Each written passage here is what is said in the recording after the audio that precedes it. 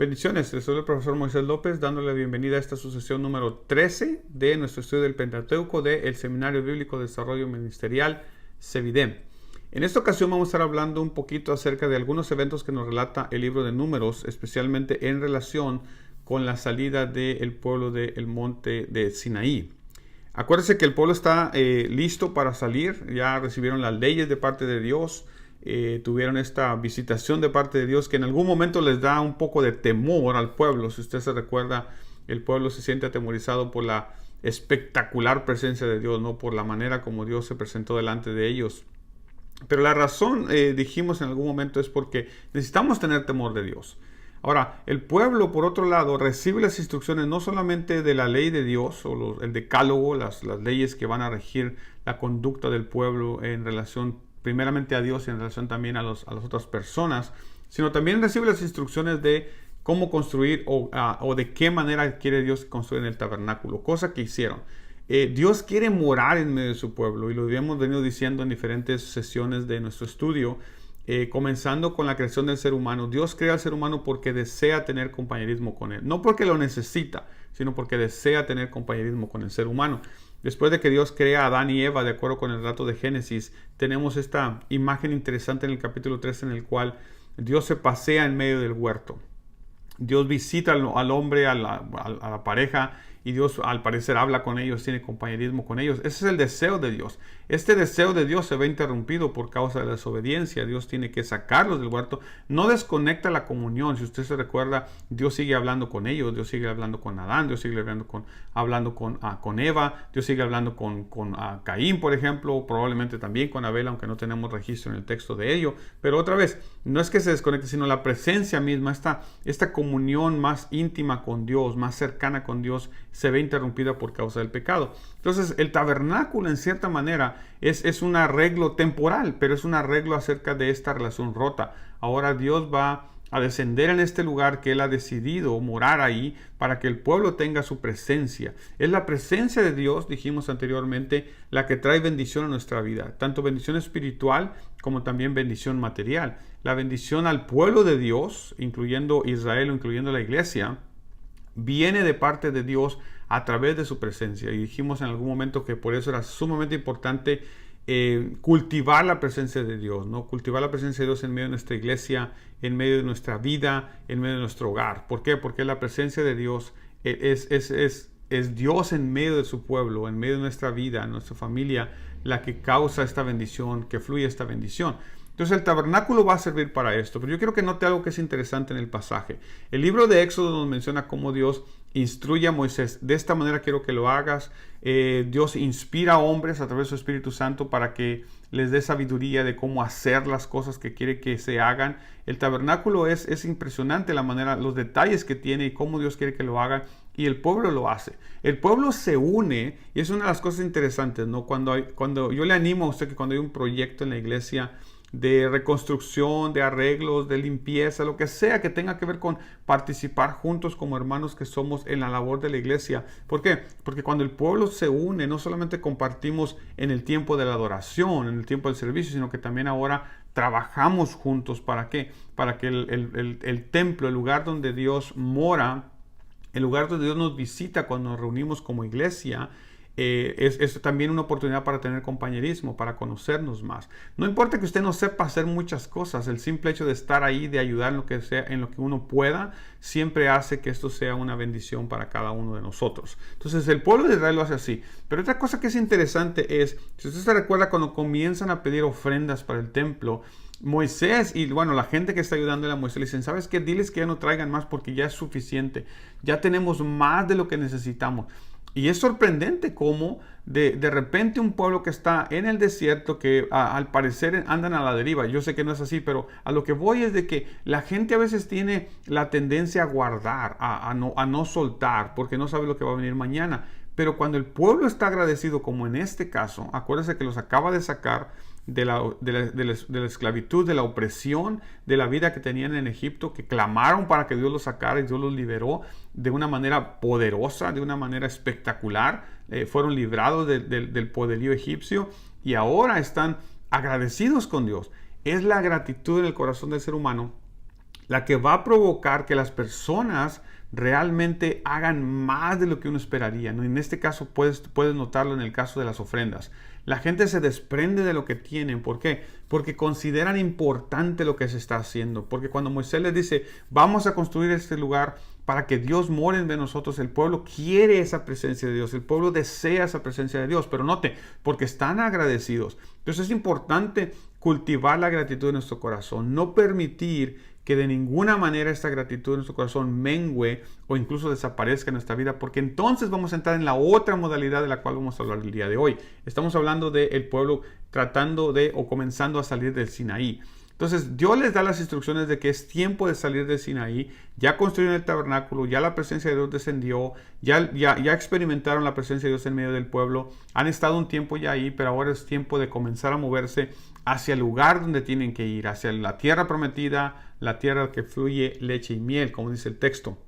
Entonces hacen todos los arreglos necesarios, se preparan, desarman el tabernáculo y todos están listos para partir. La guianza la va a proveer Dios. Dios es el que va a guiar al pueblo. Vamos a ir a este lugar, de un lugar a otro. Entonces el pueblo comienza a moverse. Pero aquí es donde comenzamos a tener lo que el libro de Números nos presenta, ¿no? Y el libro de Números creo yo que intencionalmente nos presenta varios momentos en los cuales Israel lo vemos en su punto más bajo. Vimos a Israel en su punto más alto en la ofrenda que trajo para construir el tabernáculo. Un pueblo agradecido, un pueblo que trae, que se desprende de lo que tiene, un pueblo que da, un pueblo que está contento, un pueblo que está dispuesto a trabajar. La gente trabaja, la gente apoya, se construye el tabernáculo, se hace exactamente de la manera como Dios quiere. Todo es paz y felicidad y belleza, excepto cuando el pueblo comienza a poner su mirada en el lugar equivocado.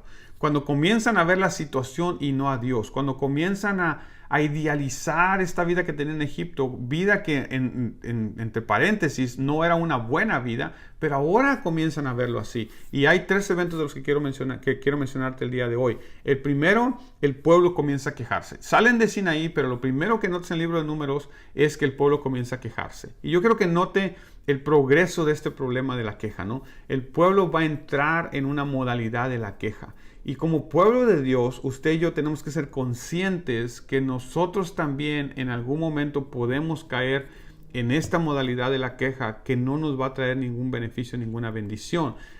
En algún momento podemos comenzar a olvidarnos de la gratitud que hay en nuestro corazón por todo lo que Dios ha hecho y comenzar a ver la situación y las circunstancias. Por ejemplo, cuando recién venimos a Cristo, cuando recién tenemos este encuentro hermoso de salvación, sentimos el perdón de pecados, estamos agradecidos con Dios porque nos ha sacado de esa vida de perdición, de esa vida de pecado, de esa vida sin sentido, y comenzamos a venir a la iglesia. Y cuando comenzamos a venir a la iglesia, todo se ve maravilloso. Nos gustan las alabanzas, nos gusta la predicación, queremos venir, queremos que haya más cultos. Gente cuando recién se convierte dice, pero ¿por qué solo venimos 3 veces a la semana? ¿Por qué no tenemos un culto todos los días?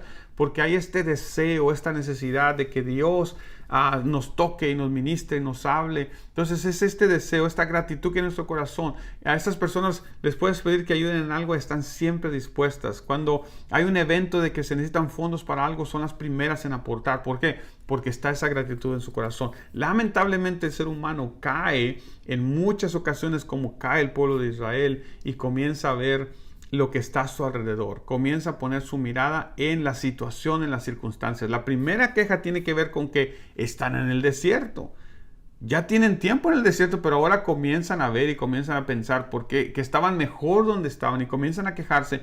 Y la queja aparentemente comienza en los bordes del pueblo, en las orillas del pueblo. Ahí es donde comienza y va a ir caminando hacia adentro. La primera queja, dice el texto, que Dios se enciende de ira, se enoja. ¿Por qué? Porque en lugar de estar agradecidos por la gran salvación que Dios les dio, ahora de repente el pueblo comienza en esta modalidad de la queja. Y al caer en esta modalidad de la queja, entonces el pueblo comienza a decirlo y comienza a quejarse y comienza a hablar y comienza a ver todo lo negativo que puede ver. Entonces Dios se aira y dice que algunas de las tiendas del campamento se encendieron, prendieron fuego. Es la manera como el texto nos habla acerca de la ira de Dios que se enciende. Y note los términos que usa para comparar el encenderse la ira de Dios con el fuego que se enciende alrededor del campamento. Pero no pasa mucho. Aquí hay algunas pérdidas probablemente, pero no pasa mucho.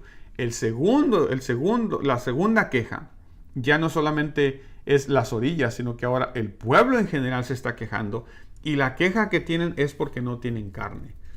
Note lo que está pasando.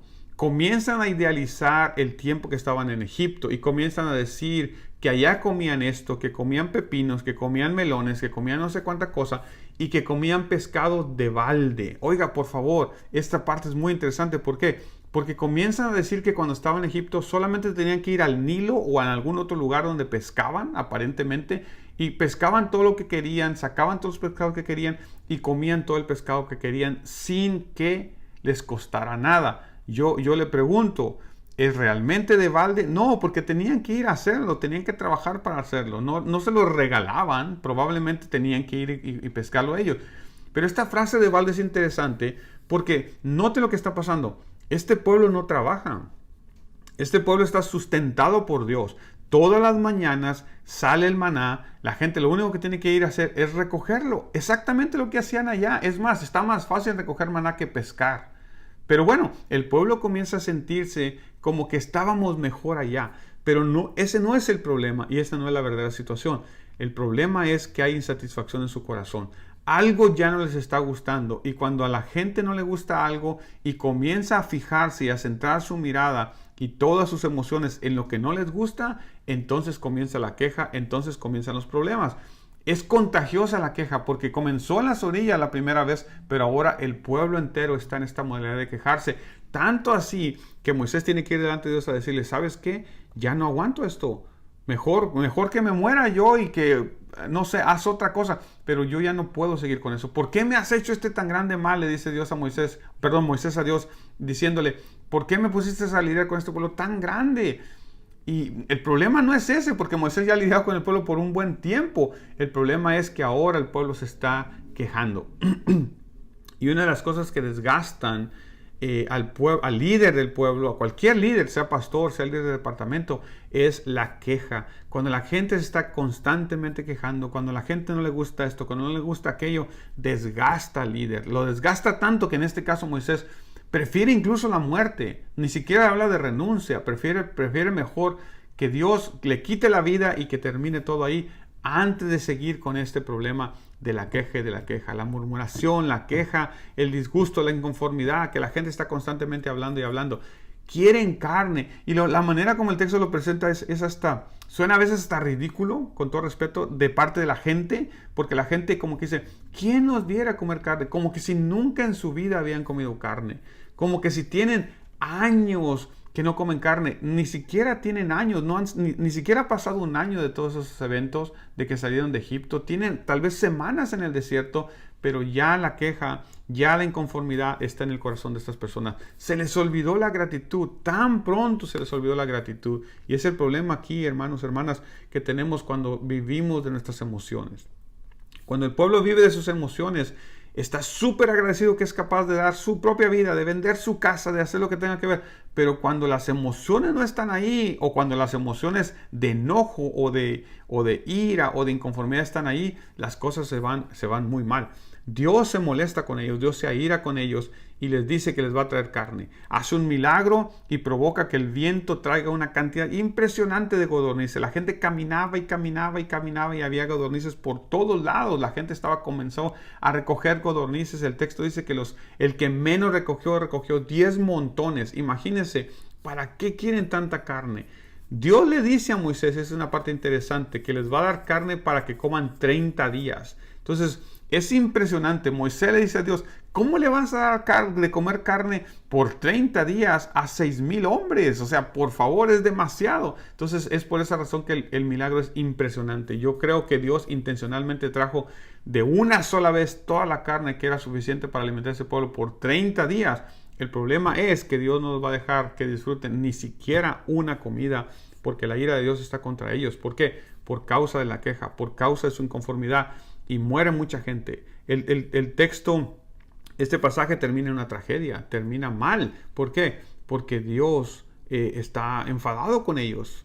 Imagínense, piense por un momento, si Dios les ha hecho tantos favores, Dios ha estado con ellos, los ha librado, ha hecho tantas cosas en su favor, y de repente lo único que recibe de parte de ellos es ingratitud, lo único que recibe de parte de ellos es quejas por una cosa o por otra, se quejan de esto, se quejan de aquello. Entonces Dios se aira y le da una lección al pueblo, no extermina al pueblo, pero le da una lección al pueblo para que el pueblo entienda que no pueden vivir de esa manera. ¿Cuál es el mensaje de Números en este caso? Que usted y yo no podemos vivir con la queja, que usted y yo no podemos vivir con la inconformidad. ¿Por qué? Porque nos va a llevar mal. En otras palabras, cuando estamos en esta actitud ahora en la iglesia, por ejemplo, ¿cuántos de nosotros sabemos y conocemos personas, lamentablemente, ¿no? Y lo decimos con todo cariño para esas personas, pero se quejan de una cosa, no les gusta esto, no les gusta aquello, ¿por qué pusieron a este? ¿Por qué no pusieron aquello? ¿Por qué el servicio es tan largo? ¿Por qué el servicio es tan corto? ¿Por qué la alabanza tiene tanto? ¿Por qué está tan fuerte el sonido? Y no tiene fin, hermano, no tiene fin.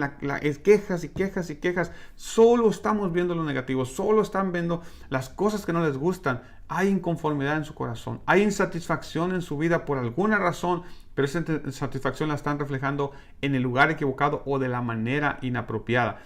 Hay personas que se van de esta iglesia porque no les gusta esto, se van a otra iglesia, pero cuando llegan allá tampoco les gusta aquello, se van a otra iglesia y cuando llegan allá no les gusta lo otro. Entonces otra vez se vuelve un problema. Hemos visto personas, hemos conocido personas que han rondado por iglesias porque no les gusta esto, porque no les gusta aquello, y lo único que están haciendo lamentablemente es deteriorando su vida espiritual.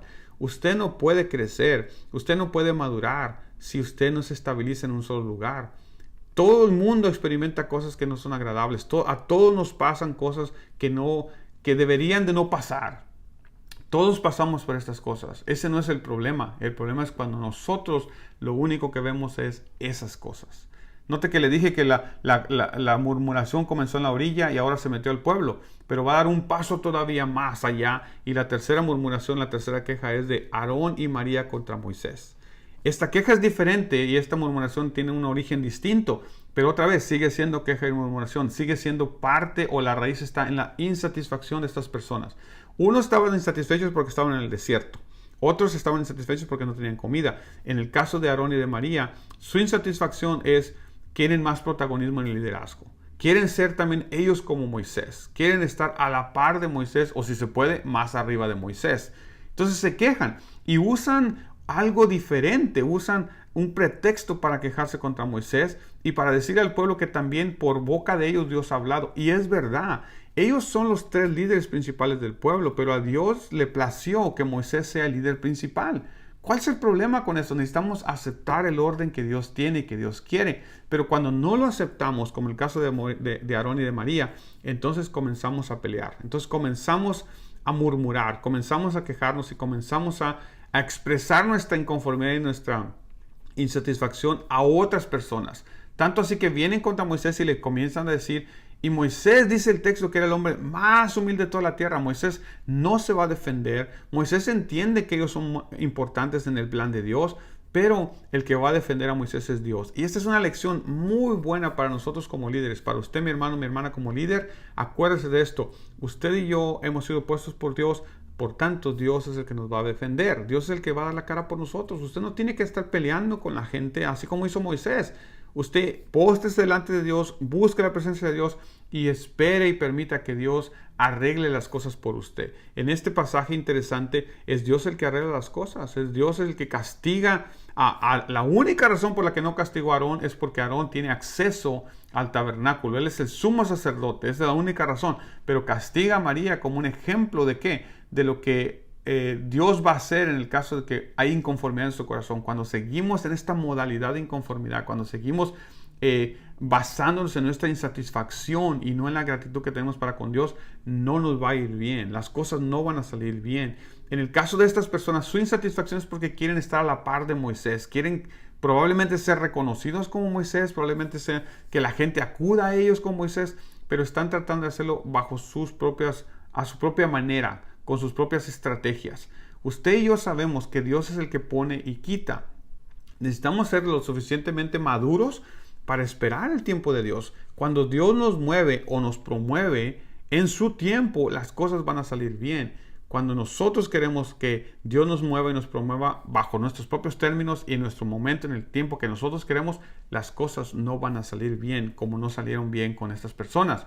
Otra vez, Note cómo la queja está causando estragos en el pueblo de Israel. Note cómo la queja está minando esta gratitud que había en el corazón del pueblo. No nos dejemos llevar por eso. No nos dejemos llevar por aquellas cosas que no nos gustan. A todos nos pasan esas cosas, pero es nuestra decisión dónde vamos a poner la mirada. Si en Dios que nos salvó, si en Dios que nos ha dado tanta bendición, y vamos a vivir agradecidos, y vamos a servirle agradecidos.